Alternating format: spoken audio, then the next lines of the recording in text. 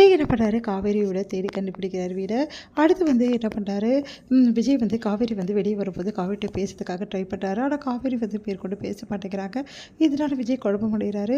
காவேரி திட்டவட்டமாக சொல்லிட்டு போயிடுறாங்க, இதுக்கப்புறம் என்னை தேடி வராதிங்க, நான் உங்ககிட்ட பேச மாட்டேன், இதுக்கப்புறம் 32 பேரும் சேர முடியாதுன்னு சொல்லிட்டு போயிடுறாங்க.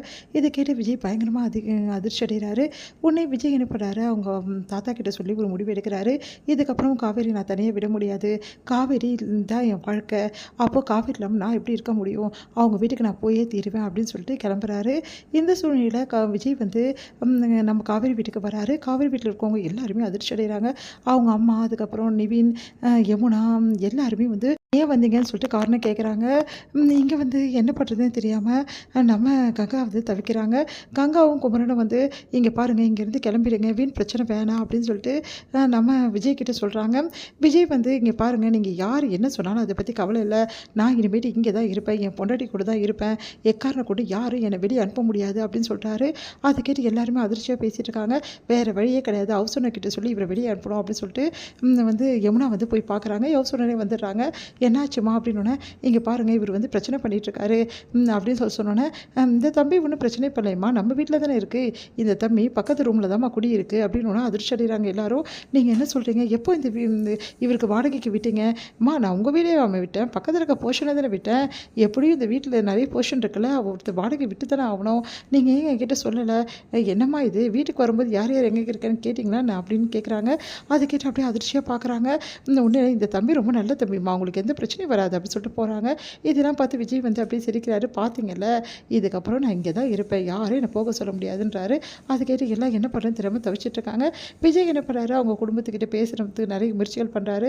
சாரதா கிட்டே எல்லாக்கிட்டையும் பேசுக்கு நிறைய முயற்சிகள் பண்ணுறாரு. அதன்படி காவேரியும் என்ன பண்ணுறாரு, காவேரி கிட்டே பேசுகிறது, அதுக்கப்புறம் அவங்களுக்கு ஃப்ளவர்ஸ் கொடுக்கறது, குட் மார்னிங் சொல்கிறது, அதே மாதிரி காவேரிக்கு லவ் ப்ரப்போஸ் பண்ணுறது, அந்த மாதிரி வேலைகள் எல்லாமே விஜய் தொடர்ந்து பண்ணிகிட்ருக்காரு. விஜய் இப்படி இங்கே இருக்கிறத பார்த்துட்டு காவேரி என்ன பண்ணுறது தெரியாமல் தவிக்கிறாங்க. அவங்க அம்மாவுக்கும் பதில் சொல்ல முடியாமல் தவிச்சிட்ருக்காங்க. இந்த சூழ்நிலையில் காவேரிக்கு திடீர்னு உடம்பு சரியாமல் ஆகிடுது. காவேரி யோசிக்கிறாங்க, நம்மளுக்கு கண்டினியூவாக வாமிட் இருக்குது, மயக்கம் இருக்குது, ஒன்றும் புரியலையே அப்படின்னு சொல்லிட்டு செக்அப் பண்ணி பார்ப்போம் அப்படின்னு சொல்லிட்டு போய் செக் பண்ணி பார்க்குறாங்க. பார்த்தா கெட்டில் காவேரிக்கு 2 கோடு வருது. காவேரி அதிர்ச்சி அடைகிறாங்க. அப்போது நம்ம அப்படின்னு சொல்லிட்டு அப்படியே அவங்களால ஒன்றுமே பண்ண முடியல, ரொம்ப பயந்து போகிறாங்க. அப்போ நான் ப்ரெக்னெண்ட்டாக இருக்கேனா, எப்படி இந்த விஷயத்தை நான் சொல்ல முடியும் வீட்டில், ஐயோ அம்மா கிட்ட சொல்ல முடியாது, எல்லா கிட்ட சொல்ல முடியாது, விஜய் வேறு அங்கே தான் இருக்கார், இப்போ என்ன பண்ணுறது ஒன்றுமே புரியலையே அப்படின்னு சொல்லிட்டு காவேரி குழப்பமடைகிறாங்க. காவேரிக்கு நடந்ததெல்லாம் நினச்சி பார்க்குறாங்க. விஜய் கூட அவங்க இருந்த விஷயங்களை நினச்சி பார்க்குறாங்க. அப்போ என்ன பண்ணுறதுன்னு தெரியல, எதுக்கும் நம்ம டாக்டர் கிட்ட கன்ஃபார்ம் பண்ணிடலாம்னு சொல்லிட்டு ஹாஸ்பிட்டலுக்கு போகிறாங்க. அங்கே போய் டாக்டர் கிட்ட இந்த மாதிரி எனக்கு கண்டினியூவாக இந்த மாதிரி ப்ராப்ளம் இருக்குது அப்படின்னோடனே, சரிம்மா, கல்யாணம் எவ்வளோ நாளாச்சு எல்லாத்தையும் கேட்குறாங்க, நாள் தள்ளி போச்சான்னு கேட்குறாங்க. அதிர்ச்சி அடைகிறாங்க காவேரி. அப்போ டெஸ்ட் பண்ணி பார்த்துட்டு, ஆமாம்மா உண்மையிலேயே கன்ஃபார்ம் ஆகிருக்கு, இந்தாங்க இந்த மாத்திரை மருந்து எல்லாமே சாப்பிடுங்க, ரொம்ப டென்ஷனாக இருக்கீங்க, ரொம்ப டென்ஷனாக இருக்கக்கூடாது, எப்போவுமே கூலாக வச்சுக்கணும் அப்படின்னு சொல்லிட்டு எல்லாமே சொல்லி அனுப்புகிறாங்க. காவேரிக்கு தலையே சுற்றுது.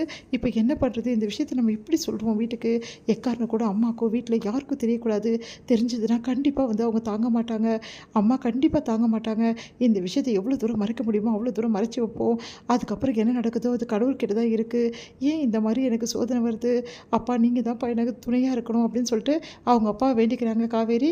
இங்கே காவேரி ரொம்ப சோர்வாகும். அதே டைமில் மன கஷ்டத்தோடு வரதை பார்த்துட்டு கங்கா யோசிக்கிறாங்க, காவேரிக்கு ஏதோ ப்ராப்ளம் இருக்குது, ஆனால் ஏன் சொல்ல மாட்டேங்கிறா, என்னவா இருக்கும் அப்படின்னு சொல்லிட்டு கங்காவுக்கு சந்தேகமாக இருக்குது.